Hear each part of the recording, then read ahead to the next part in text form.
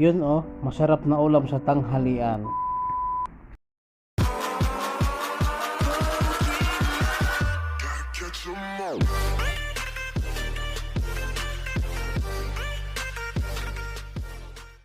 Alright guys, so ngayon mag-isa lang tayo ng sibuyas.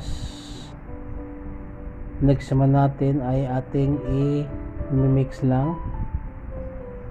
Alright guys, dito ngayon ating ilagay ang bawang at ating i-mix ulit. So ganun lang siya kasimple. Next naman ating ilagay ang bell pepper, din ating i-mix ulit. The next ating ilagay ang ating pusit. Pinapakuluan ko na pala yan siya guys para malambot na. Alright, din ating ilagay ang soy sauce. Ito ay tsansyahan lang guys. Then next naman natin ilagay ay ang oyster sauce. So ganun lang siya. Then next maglagay tayo ng hot sauce para naman may sipa ng kaunti. Then ketchup maglagay din tayo. Alright, then maglagay naman tayo ng additional bawang powder, garlic. Sana all. Then maglagay tayo ng seasoning, magic sarap. Then ground pepper. So yan guys, ating i-mix lang. Ganun lang kasimple. Mix lang natin.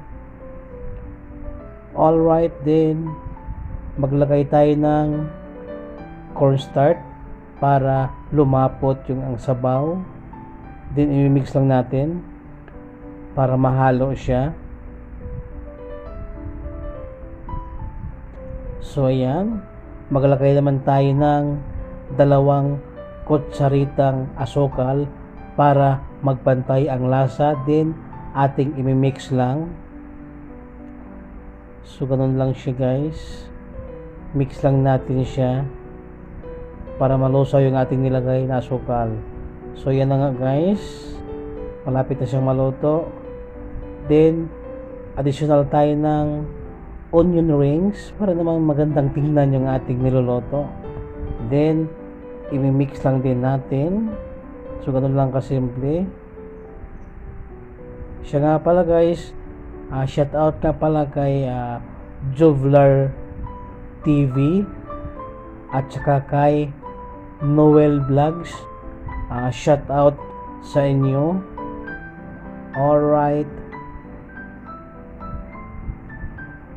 A few moments later. So dandahanin lang natin palagay, baka may itapon pa. Char.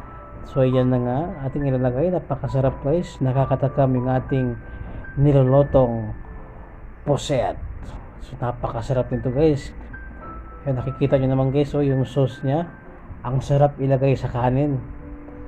Alright, so siya nga pala, shout out din sa aking mga legit sang Kikoy at kay Buholana in Norway. Siya nga pala guys, paki-like and share lang po sa ating video. Then paki-subscribe lang po. Paki-comment lang po sa ibaba kung hanggang saan nakakarating ang video ito. Maraming salamat po.